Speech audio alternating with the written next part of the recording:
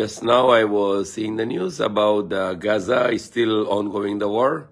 Even the 153 countries just yesterday in United Nations to give the vote to stop the ceasefire. 153 countries, only 10 countries, included USA, they want to continue war, which is killing innocent human beings. Even the UN resolution was passed and they commanded to stop the war, ceasefire, but still the Israel is bombing and killing innocent civilian lives.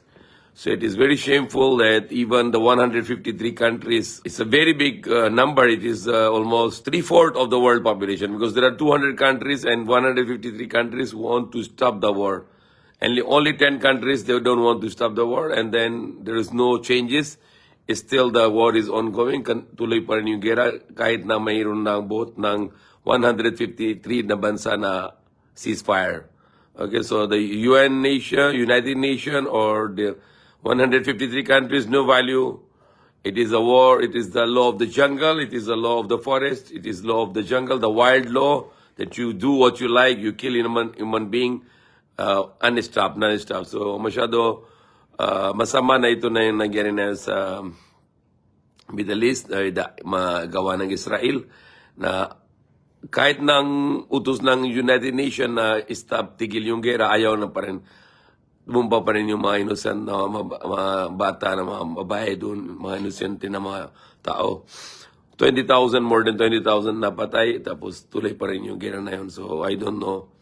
Hindi ko alam anong gagawin na yun. Anong gagawin nila doon sa United Nations or sa buong mundo, ano gagawin na yun para na tigil ng gera. Okay?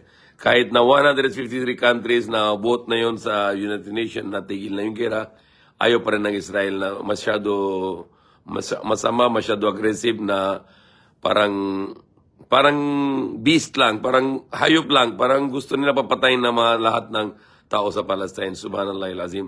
It is very, very wrong. Masyado masama na ano nangyari gagawin ng doon sa Palestine.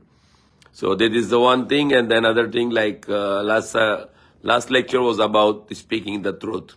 Okay, one more thing also, that be honest. Okay, they're speaking the truth and be honest. Prophet Muhammad SAW said na hindi pwede na isang pananampalataya na sinungaling at hindi pwede na isang pananampalataya na loko sa tao. Okay, so hindi pwede loko sa tao. Kahit na yung sa business na marami na gagawin na loko-loko, hindi sila papunta sa paraiso sa kabilang buhay. Dahil ng utos ng Allah, laging sabihin ng totoo at hindi nagawa loko sa tao. Okay? Don't deceive the people, but be honest. Laging mag-honest at hindi gawa ng masama, hindi gawa ng loko sa tao. So that's two things we need to always to follow. Speak the truth and be honest. Don't lie and don't deceive people. Okay? So that's for now, short message.